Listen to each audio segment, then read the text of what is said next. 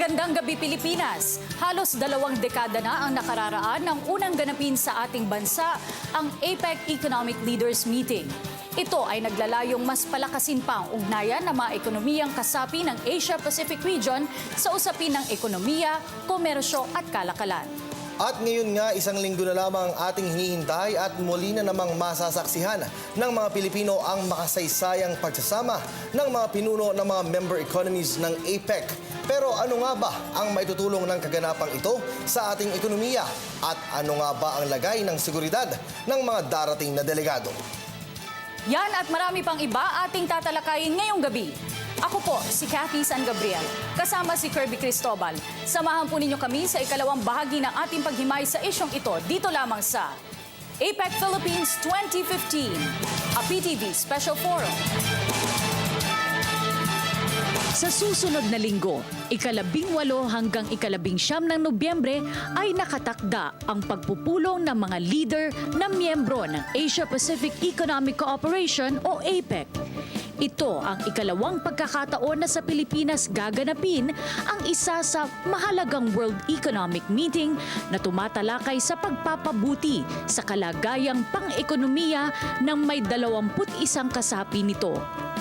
At bago pa man ang nalalapit na pagpupulong ng APEC Economic Leaders ay marami ng aktibidad ang nailatag at naisagawa sa iba't ibang lugar sa Pilipinas. Kabilang na dito ang Senior Officials Meeting, APEC Ministers Responsible for Trade Meeting, High-Level Policy Dialogue on Food Security, APEC Finance Ministers Meeting, Senior Disaster Management Officials Forum, at Small and Medium Enterprise Ministerial Meeting. Gaano nga ba kahalaga ang mga nasabing aktibidad para sa mga mamamayan ng Asia-Pasipiko? At bilang isang Pilipino, paano tayo makatutulong upang maisakatuparan ang mga layunin ng APEC? Muli, sama-sama nating himayin at talakayin ang mahalagang isyong ito dito lamang sa APEC Philippines 2015, a PTV Special Forum. Muli isang magandang gabi Pilipinas at gaya nga na nabanggit, APEC Philippines 2015 po ang ating pag-uusapan ngayong gabi. Paano nga ba makatutulong kay Juan de la Cruz itong gaganapin na APEC Summit dito sa ating bansa? At paano nga ba nito babaguhin ang ating ekonomiya sa macro o sa pangmalakihang level? Tama ka dyan, Cathy. Base kasi sa mga naunang ministerial meetings ay nasaad nga na isa sa pinakamahalagang prioridad ng APEC meeting ngayong taon po ay ang pagpapalakas sa mga small and medium enterprises. Siyempre, sasagutin din natin kung gaano nga ba kalaking bahagi ng ating pag-unlad ang ginagampanan ng mga SMEs. Kaya with that, naniniwala po ako na this will be an exciting discussion para po sa ating lahat. At ipakilala na po natin ang ating mga bisita. Unahin ko na po si Ambassador Marciano A. Painor Jr. Siya pong Director General ng APEC 2015 National Organizing Council. Good evening, sir. Good evening. Magandang gabi ho sa inyong lahat. Kasama rin po natin mula po sa Defense Operations ng Department of National Defense at pinuno ng Committee on Security, Peace and Order and Emergency Preparedness ng APEC 2015 National Organizing Council, Undersecretary Natalio C. Ecarma III. Magandang gabi, Kirby and Cathy. Magandang gabi, Pilipinas. At sa aking kaliwa, makakasama naman natin ang Director General naman ng Philippine Information Agency, PIA, Undersecretary Jose Mari Oquingena. Good evening, sir. And kasama rin po natin, we have with us in the studio, Chairman of the Wallace Business Forum, Mr. Peter Wallace. Alright, Cathy, nasabi lang natin kanina, no, halos ilang araw na lamang ay talagang darating na yung APEC Economic Leaders Meeting. Gusto kong tanongin si Ambassador Painor. Sir, ano na po ang update at ano na po yung mga ginagawa natin as of this time po? Sa ngayon ay lahat halos ng mga plano natin sa pagganap ng leaders meeting ngayong susunod na linggo, halos pina-fine-tune na lang natin. In other words, almost 95%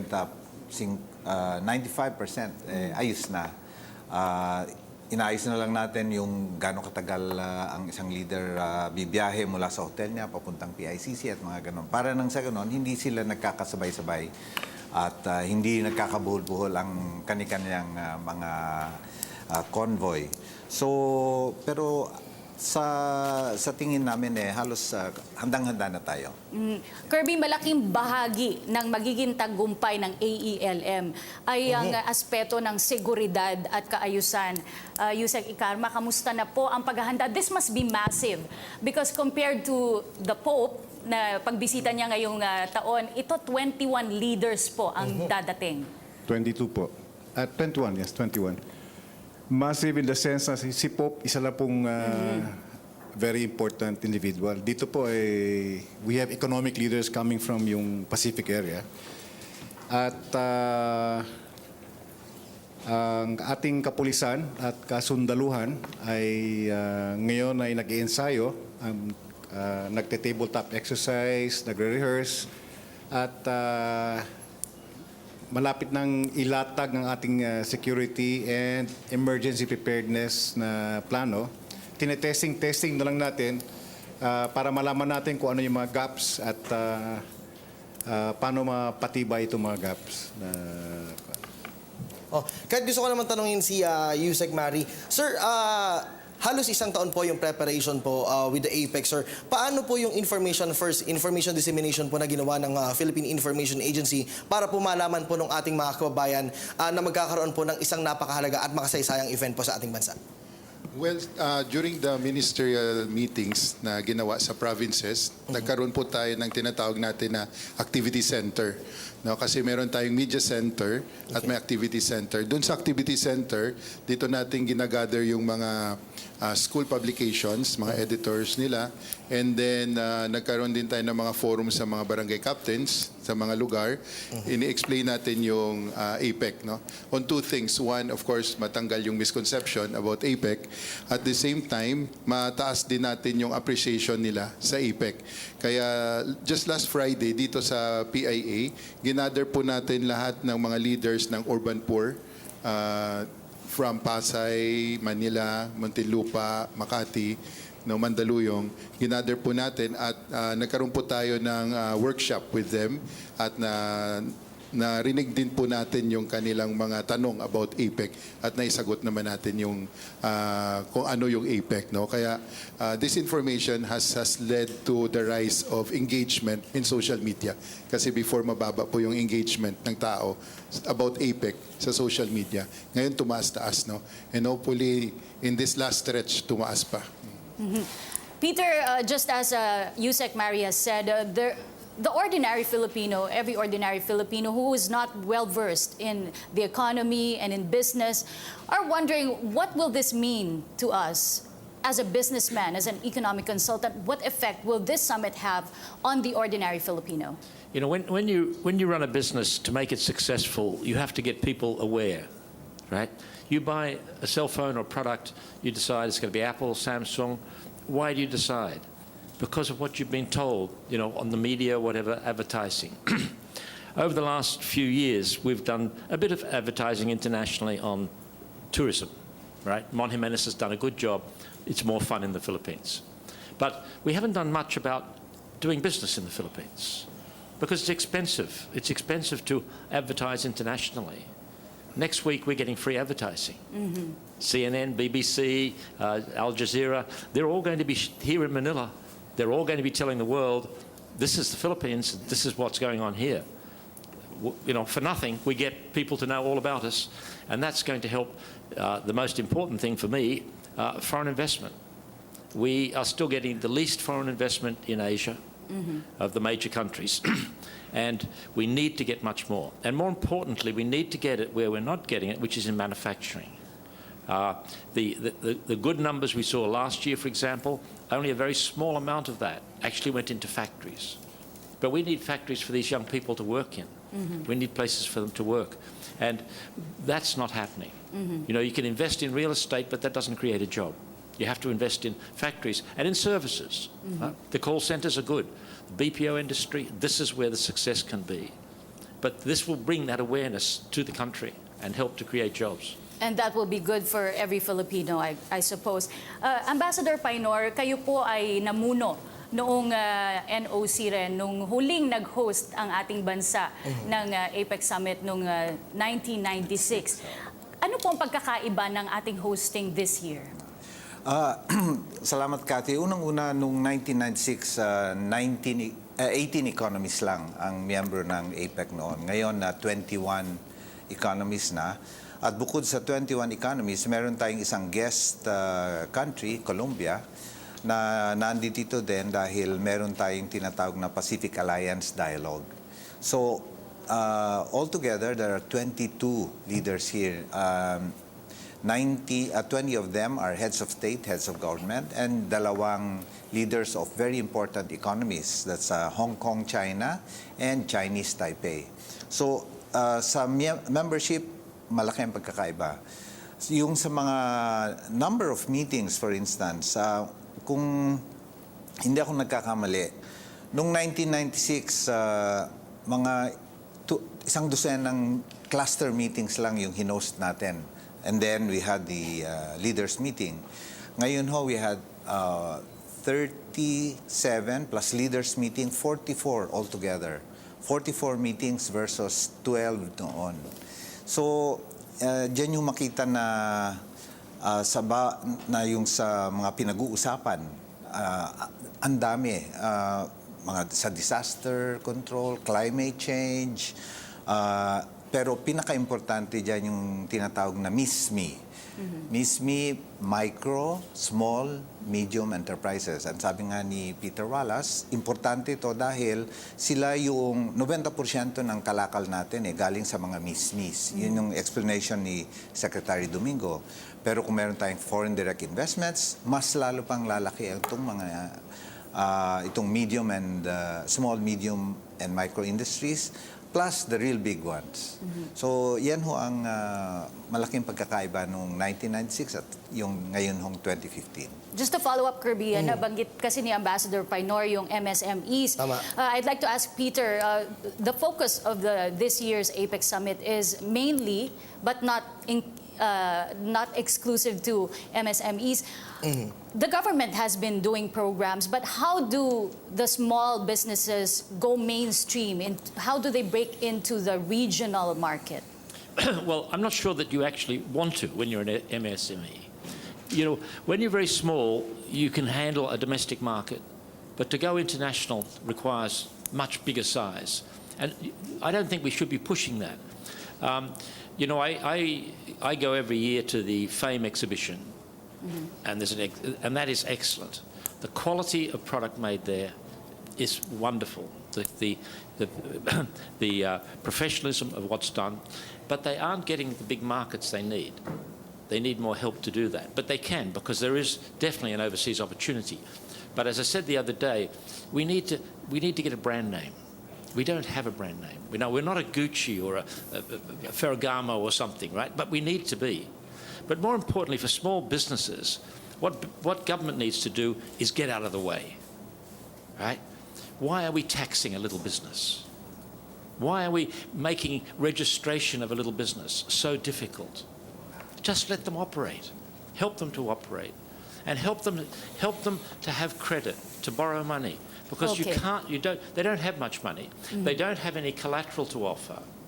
But they do need funds to get themselves going. So we need to liberalize the ability to borrow money, to be able to develop, to grow. And I think the DTI has several programs on that, Kirby. Tama. Tsaka maganda rin, Cathy, nabanggit kanina ni Ambassador Painor kasi mas tututukan nga rito yung SMEs, which is isa sa mga malaking kontribusyon for economic growth. Pero may mga karagdagan pa tayong katanungan, Cathy. So dyan lamang po kayo dahil magpapatuloy pa po ang inyong PTV Special Forum. Pinag-uusapan po natin APEC Philippines 2015. Muli nagbabalik po ang inyong PTV Special Forum APEC Philippines 2015. Cathy. Sa pag-host natin ngayon taon ng APEC Summit, Ambassador Painor, syempre po meron po itong cost sa ating pamahalaan, gastos po sa iba't ibang mga aspeto ng pag-host ng summit at dahil din po sa pagsususpinde ng pribado at pangpublikong sektor sa mga panahon ng AELM, ay may mga kritiko po na nagsasabi na malaki daw po ang mawawala sa ating ekonomiya. Ano po ang tugon ninyo dito? Sa akin halos lahat ay sumasang-ayon ng pagiging miyembro natin ng APEC para sa ating kapakanan. So, miyembro ka ng isang organisasyon, siyempre kahit na papano, gagastos ka. So, magti-tuition ka, kumbaga. Sa pag-host natin, ang naisip kasi ng iba, puro tayo lahat ang gumagastos. Pagka yung mga member economies nagpunta rito, lahat ng mga hotels nila, yung pagkain nila, sila ho yung gumagastos doon. Yun, magandang So, linawin po yun, sir. Hindi po lahat, pati security, ginagastosan natin. Malaking bagay ho yun na ano. At yung ho naman ginagastos ng gobyerno, dito rin ho naman sa ekonomiya natin pumupunta. So, kumbaga ho, parang nagpa-pump prime tayo ng ekonomiya natin na yung ginagastos natin para dito is also for our economy. And so, pagka ganun ho, siyempre talagang ganun ang kinakailangang mangyari dyan dahil hindi naman pwedeng puro tayo kabig ng kabig. Sinabi ko nga lang ho nung isang gabi sa isang na tinanong din yan. So, pero ang suma total ho niyan, makikinabang tayo. Okay, Cathy, may follow-up question lang kay Ambassador. Sir, nabanggit niyo po yung medyo paggastos po, sir. Pero ano po ba talaga yung direct effect po nung pag-held po ng APEC sa ating bansa? Especially, sir, doon po sa mga nasa downstream, yung ating po mahihirap na kababayan. Ano po ba yung mararamdaman nila para po mas ma-boost po yung kanilang confidence po, sir? Para sagutin ko yan, sasagutin ko rin yung punto ni Peter Wallace kanina. Tama ho yung sinabi niya na kailangan hindi ho natin pinapahirapan yung mga maliliit na kalakal, no? And yung tinatawag nga dyan na pinag-uusapan niyan, yung ease of doing business. So, dahil sa yung pagpupulong nila, pinag-uusapan na paano ba natin magagawang mas madaling ipalaganap ang kalakal na hindi masyadong maraming regulasyon, mga taxes, tarifa, mga ganyan. So, itong 21 member economies na ito, pinababa nila yung mga tariffs o yung mga taxes nila on intra-trade, no? So, isang bagay yon. Pangalawa, yung kagaya niya, no, dati-dati, para pumunta ka sa isang member economy, pag businessman ka, kailangan mag-apply ka ng visa, kailangan marami kang mga dadaanan. Ngayon, meron silang tinatawag na APEC business card. Kung bona fide or tunay kang mangangalakal, pagka meron kang card nito, you can go to 19 of the 21 member economies na yun lang ang ipapakita mo, yung card mo na yon and your passport. And you can enter the country free, visa-free. So isa yan sa mga maliliit na bagay pero nangangahulugan na mas dumadali yung trabaho ng mga businessmen. At isa pang punto doon sa mga micro, small, and medium, tama rin si Peter Wallace doon. Pero hindi nyo ba alam na, for instance, sa Italy, 75-80% of the industries in Italy are small and medium scale. But they are upscale. So tama yung sinasabi niya na the cost of the products that you produce must have a high resale, like Gucci, Ferragamo, and all of this. So, maybe meron din tayong mga marikina shoes na pwede nating gawin na talagang international and world standard na pwedeng umunlad yung shoe industry natin or whatever industry na meron tayo. So, lahat yan, dahil sa pulong-pulong na ginagawa taon-taon, nalalaman natin kung ano-ano ang mga best practices ng mga ibang ekonomiya, ginagaya natin yung mga yun. Alright, thank you po, sir. Kat, may mga inihandang katanungan yung ating mga bisitang estudyante. Unahin ko na si Jasmine Prado mula sa pamantasan ng lungsod ng Marikina. Magandang gabi po. Tanong ko lang po kay Ambassador Painor, ano po yung naging proseso ng pagpili? Bakit po napili yung Pilipinas para po sa APEC 2015? Tama yung tanong mo, hindi ba dati-dati 18 member economies yan. So, nag-round robin kumbaga yung mga economies to host yung meeting every year. Pero hindi naman to obligado na after some time ikaw na dapat. Siyempre, titignan mo, kaya mo bang i-host? So, nung 2012, nagpulong-pulong yung economic cluster natin na sinabi nila, siguro pwede na tayong mag-host. Kasi ang preparasyon niyan, mga 3 taon. So, nung 2012, nag-meeting, sinabi nila, pwede na tayong mag-host sa 2015. So, dun sa meeting ng APEC nung year na yon, sinabi natin sa 2015 mag-host kami. So, yun ang rason kung bakit. Alright, thank you po, sir. Next question, estudyante pa rin, si Zen Mataak from PLM pa rin. Good evening po, sir. Para po kay Yusek Karma. Sir, tanong ko lang po, possible po bang matakal yung mga sensitive issues po, international issues tungkol sa West Philippine Seas dispute? Meron tinatawag na ibang forum para i-tackle yon. Para dito, APEC, Economic Cooperation, di ba? Ang pinag-uusapan dito tungkol sa ekonomiya, paano magkaisa at ma-improve yung mga ekonomiya dito sa region natin. Pagdating dun sa West Philippine Sea ay hindi itatackle yun sa dahil wala siya sa agenda at para yung economy nga ang pag-uusapan, hindi yung political issues. Okay, gusto kong tanungin kay Yusek Mari. Kasabi niyo po, nag-ikot-ikot kayo sa iba't ibang bahagi ng ating bansa para maitama yung mga misconceptions tungkol po sa magaganap na APEC Summit. Ano po ba yung mga maling pagkaintindi ng ating mga kababayan at paano niyo po ito itinama? Well, one, for the youth, they're looking at APEC na parang yung ibang concern nila, akala nila masasagot ng APEC. No? And sinasabi natin na APEC is an opportunity. Well, of course, some are saying na kung nandyan ang Pilipinas, baka dihado tayo kasi malalaki yung bansa, yung iba. Baka we cannot, tawag dito, negotiate well for our country. Sabi ko, hindi yun, no? Kasi ang APEC, kaya tayo kasama dyan, sabi nga, that's 40% of the global economy. It's an opportunity dapat natin makita. So sa mga kabataan, I always remind them, kailangan i-develop nyo sarili nyo to become the best, no? Kasi nga, there's an opportunity for us na gumalaw within that 40%, at least as far as APEC is concerned. I try to encourage, especially the young people, to look at it as their opportunity. Kasi minsan they look at APEC as mataas yung discussion, Yes. baka hindi maintindihan, no? Baka hindi maintindihan. Sabi ko nga, simple lang, pag sinabing inclusive growth, ibig sabihin walang iwanan. No? Walang maiiwan. And dito naman last Friday sa urban poor groups, some of them are thinking of sa APEC ba masasagot yung aming landlessness, yung walang pabahay, mga ganan. Sabi ko, that's internal, no? Internal. Kaya nga, pero ang bottom line, all of them, including yung sa urban poor groups na nakausap natin, they're excited to host, although not all of them understands it. But they're excited to host kasi tingin nila nito, bisita ito eh. No? Makinig tayo, at the same time, let's make sure that they will have a nice time dito sa bansa natin. No?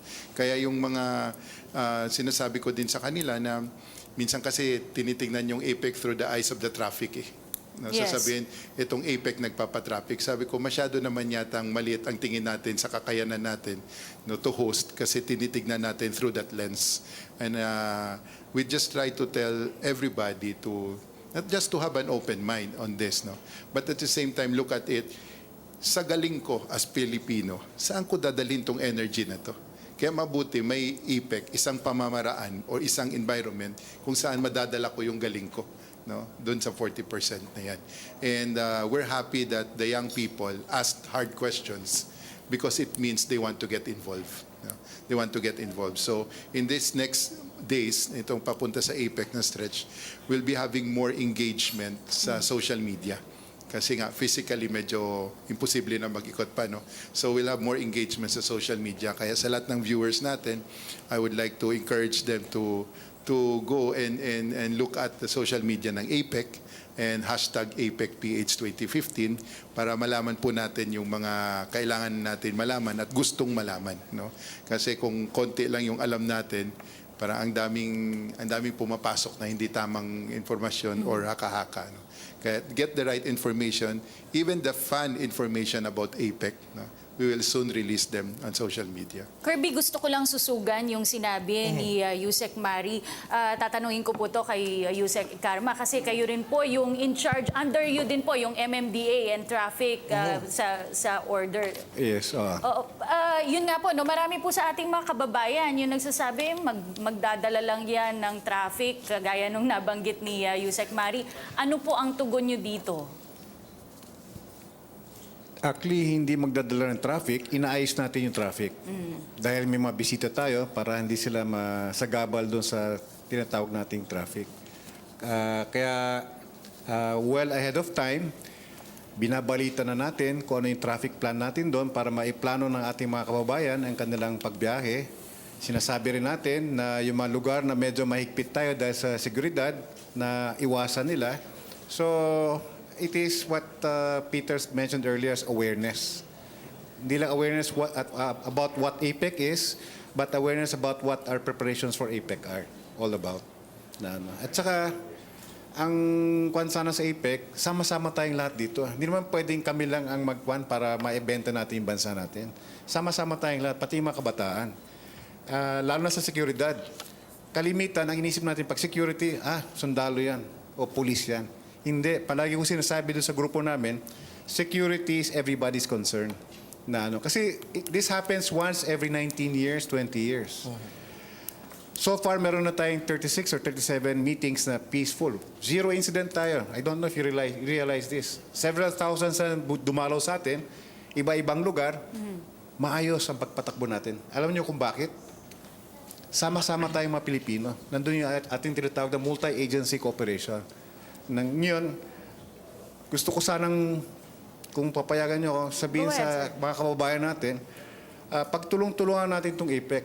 Lalo na yung security, na it is everybody's concern, not only ours. At ang Pilipino magaling. Kung magsama-sama lang tayo, magaling tayo. Kaya natin pantayan ibang bansa na napakaraming resources dahil sa ating galing. Ang pinakamagaling resource natin ay yung tinatawag na human resource tayo, each and every Filipino.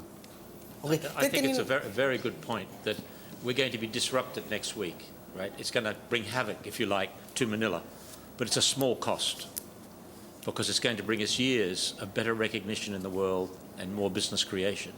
So it's a cost, I think, that's worth having. Okay. Sir, I have a question also. Sir, what do you think would be the positive effect of the foreign investment regarding the hosting of the APEC, sir? Well, I think, the word that we were using earlier, awareness. And as I said earlier, what this is doing, over the last few years, the Philippines has gone from sort of being a pariah in the world to actually being recognized. But there's still a hesitation there. People are still not, overseas, are still not really sure that the Philippines is the place to come.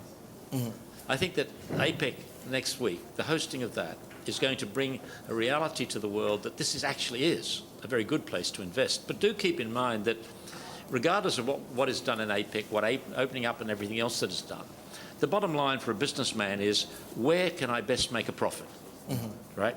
Where, if I put my business, will the cost be the least to be able to develop and sell my product? Because in today's very competitive world, pricing is very important. Quality is an essential, but pricing, if you've got two equal products, which is the cheaper one? And that comes down to, well, how much does it cost me for labor? How much does it cost me for logistics? How much does it cost me for power? All these things have to be calculated. How much tax do I pay? And see, there's one that isn't being addressed. Business sector is, Congress is beginning to, but the administration still hasn't really recognized. We have the highest tax rates in Asia, right? So a third of our money, our profit, goes to the government. Well, I'm all for supporting the government, but it's too much. We should be down to the 20-25% that the other countries are. So we're more competitive. So we get more companies coming in, and government actually makes more money. Okay. Sir, but do you think this will help the country's gross domestic product to increase? Oh yes, I think definitely. I think we're already on a very stable growth path today. Okay. If you look at the last 30-odd years, we've gradually gone from about a 3.5% average GDP growth to close to 6% today. And I don't see that changing. I think that trend is going to continue. And if we make the right choice of leader next year, I think we can be looking at 7, even 8% moving through the next administration in a stable way.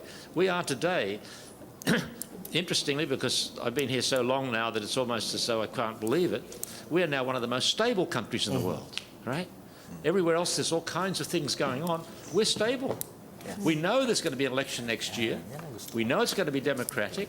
We know we're going to have another leader, right? Myanmar's just had an election, and Suu Kyi can't be the leader because the military won't let her. Yes. We don't have that problem. We have a supportive military. Gusto kong tanungin si Ambassador Paynor. Alam nga po natin lahat, magpupunta dito yung mga economic leaders, magpupulong sila, pag-uusapan nila ekonomiya. Pero bigyan niyo po kami ng ideya. Pagdating po nila November 18 to 19, ano-ano po yung mga mangyayari? Karamihan sa kanila ay darating sa 17. Yung 18th ng umaga, yun yung panahon na binibigay namin na magpulong-pulong sila na tinatawag natin bilateral meetings. Kasi marami sa mga world leaders nito, para kausapin nila yung isa pang world leader, kailangang puntahan nila. Ngayon, nandito na sila. So, may oportunidad na sila mag-uusap ng mga bilateral issues. Isang example na lang dyan, si Prime Minister Trudeau ng Canada. Bago lang siyang halal na Prime Minister. Sikat po sa internet, sa mga kabataan. So, only a month ago. So, he has not actually met, as Prime Minister, any of the other leaders. So, this is an opportunity for him to meet everyone. So, that is one. So, that morning, yun ho yung binibigay natin na pagkakataon para sa kanila lahat. Dun sa hapon ho ng 18, yun ho yung tinatawag na yung APEC and Leaders Dialogue. Yung APEC ho is yung APEC Business Advisory Council. In other words, ang APEC ho, hindi lang ho gobyerno ang nag-uusap dito. Malaking parte ho ng APEC yung business sector, and they give advice to the government, to the various different governments and various different economies, including Chinese Taipei and Hong Kong, kung papaano ba uunlad ang negosyo at kalakal sa bawat ekonomiya. So ito ho yung mangyayari sa hapon na yon. Tapos sa gabi na yon, as a host, the President will tender a tinatawag nating gala dinner na meron ding cultural presentation pagkatapos. The following day, on the 19th, yan yung tinatawag natin na retreat. Merong retreat sa umaga, and then there's an informal lunch, and then in the afternoon, another retreat. Dito ho sa dalawang retreats neto, ito yun hong final leaders declaration, ang output document nito. Pero itong output document nito ay hinanda na ito. Ito yung process, ito yung nangyari sa buong taon ng pag-hosting natin mula December last year.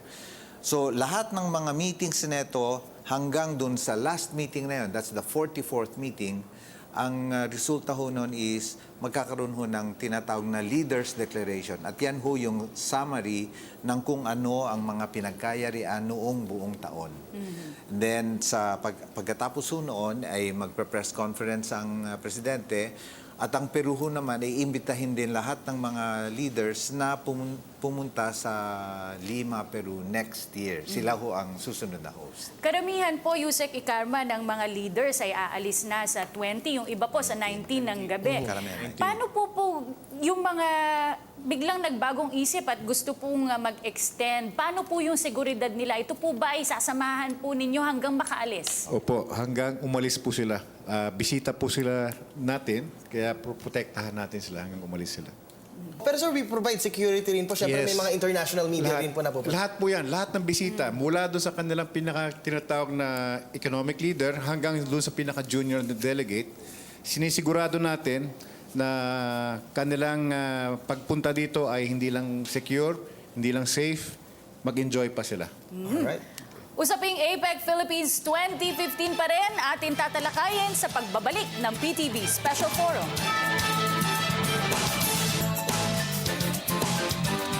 Muli nagpapatuloy po ang inyong PTV Special Forum. Pinag-uusapan nga po natin APEC Philippines 2015 kat halos ilang araw na lang. Next week na yung APEC. Oo, at ayun nga, sa ating mga panauhin, puspusan pa at halos 100% handa na. Meron po tayong mga katanungan mula sa ating studio audience na mga estudyante. Unang katanungan mula kay Mara Olavides ng Pamantasan ng Lungsod ng Marikina. Mara? Magandang gabi po. Bilang kabataan po kasi, curious po ako kung ano ang ibig sabihin ng konsepto ng free trading para po sa mga members ng APEC economies. Okay, well, maybe we can ask Peter Wallace about that. How do we make the youth understand the concept of free trade, and what benefit will it do to the APEC member economies? Free trade. You know, my column tomorrow, I'm talking about rice. And there was a study done that showed that the NFA, which controls the trade of rice, if it weren't in the business, if you had free trade, the price of rice would be 19 pesos a kilo, not 34. The restriction on free trade means you're paying double for rice what you should. What free trade does is it makes everything competitive. When you have a monopoly, you can charge what you like, and people can't do anything about it. But when you've got a choice, then you've got to come down to getting people to buy your product by making it attractive price-wise. And that's what and that's what aims to APEC's do. all about. And it's not just on trade, it's on investment too, because investment is part of that trade. Investment is what brings in the trade, what brings in the products. What we want, you know, there's been fear by people that bringing in foreigners is going to put Filipinos out of business. No, it's going to add to their business because it expands the businesses that they can do. And it gives more competition. And frankly, who are we trying to protect? A few manufacturers or the consumer, right? We have 100 million Filipinos who are the customers. They're the ones we should be protecting. You protect them best by having an open market, a free market, where people compete to give you the best product at the cheapest price. Okay. Alright, may next question pa. Galing naman kay Bon Aguirre. Mula pa rin sa Pamantasan, Luzon, Marikina. Magandang gabi po. Yung tanong ko lang po, ano po, magiging malaki daw po yung, papasok daw po yung mga foreign investors sa Pilipinas after this APEC 2015. Yung tanong ko po, hindi po ba ito magiging threat para sa mga maliliit na negosyante ng mga Pilipino po? Ambassador Painor. Yun na rin yung, ang sagot dyan is, sinagot na actually ni Peter Wallace yan. Pagka naglagay ho ng pera ang mga investors dito sa Pilipinas, siyempre unlad ang kwan. Kasi kailangan ng pera. Ang nangyayari kasi is yung iniisip natin na pagka meron tayong kompetensya na hindi tayo prinoproteksyonan ng gobyerno, yung produkto natin ganun-ganun lang, hindi masyadong maganda. But when there's competition, you bring out the best because that's exactly what Peter said. When you get the best value for your money, yun ang bibilin mo.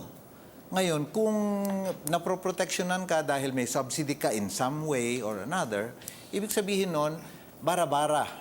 Kahit na ano yung i-produce mo, bibilin at bibilhin dahil yan lang ang meron. Ngayon, kung magkaroon tayo ng, for the same product, mas mura, mas maganda, syempre itong bibilhin. So, yun yung konsepto ng ano. So, kailangan hindi lang basta makagawa ka ng isang produkto. Kailangan maganda. Yun yung konsepto ng free trade and supply and demand and pricing. Lahat yan, kailangan sama-sama lahat yan.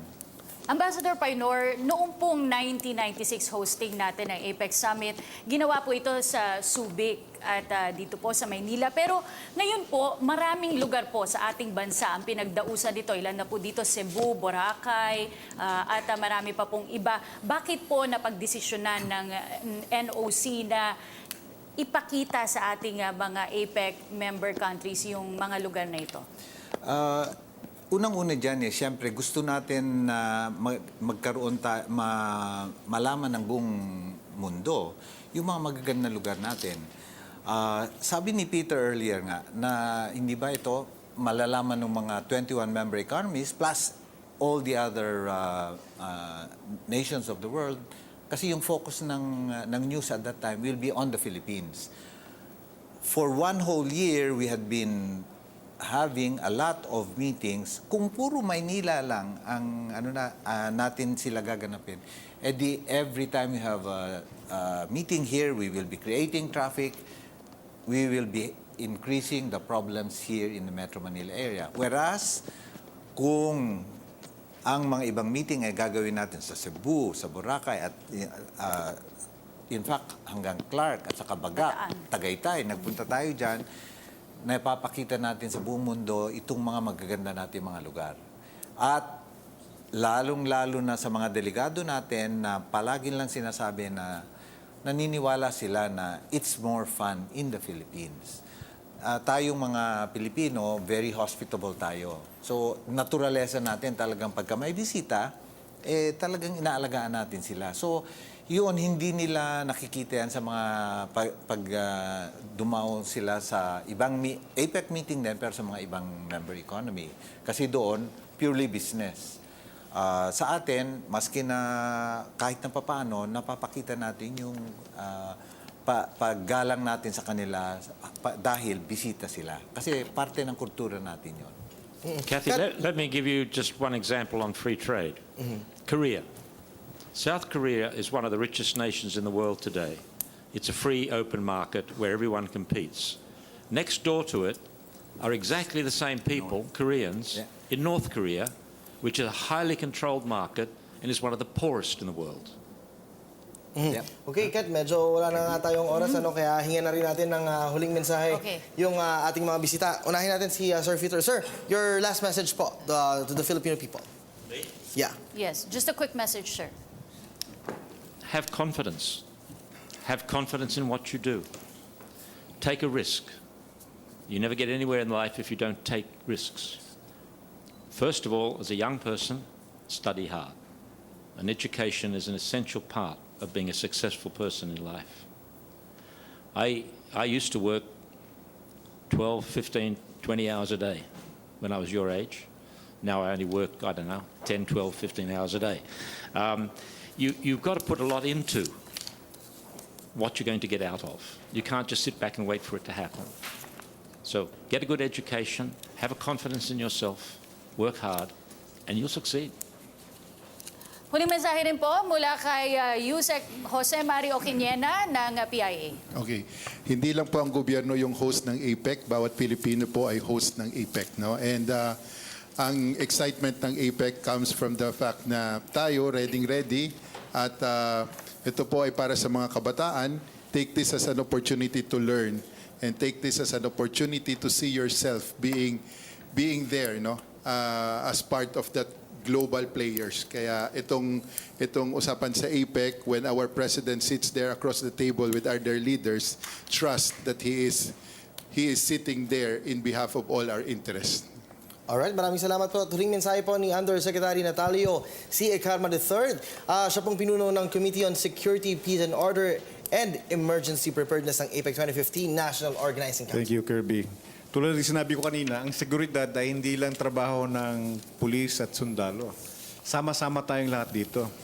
Kailangan isang team tayo, Team Philippines. Ang palagi ko sinasabi, last 2 minutes. Yung 36 meetings, successful tayo.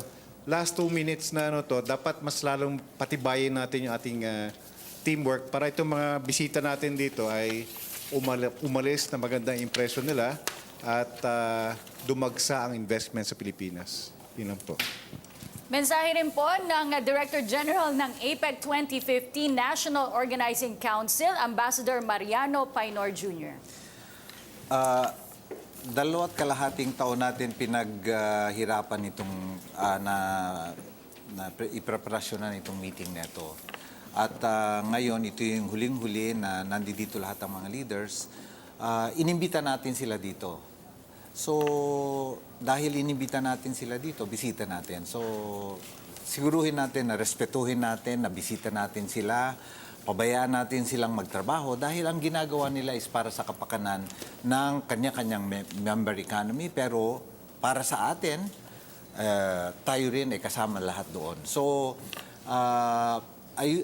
siguruhin lang ho natin na tayo lahat ipakita natin kung sino yung Pilipino. No? So, yan ho. Kinikilala hindi lamang po ng ating bansa, ngunit maging ng mga APEC member economies ang laki ng papel na ginagampanan ng small and medium enterprises. Isang malinaw na patunay na ang pagsisimula ng pag-unlad ng bansa ay hindi lamang nakasalalay sa pamahalaan, ngunit maging sa mga maliliit na pangarap ng mga mamamayan nito. Lahat tayo ay nangangarap na magkaroon ng isang matibay na pundasyon sa usapin ng pagpapalakas ng ekonomiya. Isang ekonomiyang tutulong sa pagpapaganda ng pamumuhay ng bawat Pilipino. Naway ang paparating na APEC Economic Leaders Meeting ay magsilbing tulay sa ating pagkamit ng kaunlaran sa larangan ng ekonomiya at komersyo. Ako po, si Cathy San Gabriel, kasama si Kirby Cristobal. Maraming salamat sa isang oras niyong pagsama sa aming talakayin ang mahalagang isyong ito. Ito po ang APEC Philippines 2015, a PTV Special Forum.